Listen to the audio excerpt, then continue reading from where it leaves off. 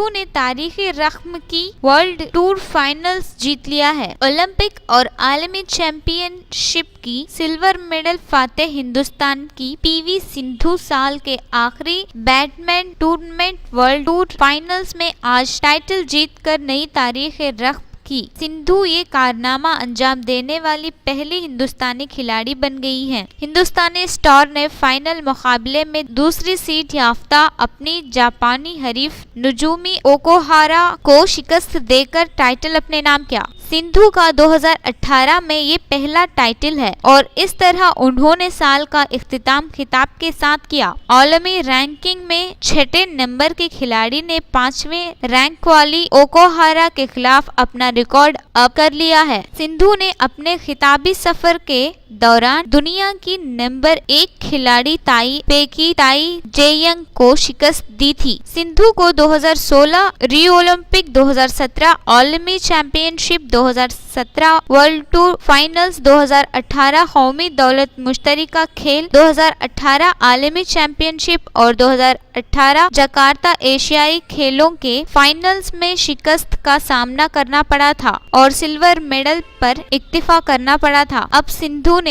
तारीख रकम करके तमाम हिंदुस्तानियों का सर फख्र से बुलंद कर दिया है। इससे पहले साइना नेहवाल 2011 में आलमी सुपर सीनियर फाइनल्स, जबकि 2009 में जवाला गुटा और वी डिजो की जोड़ी मिक्स्ड डबल्स में रनर्स अप रही थी।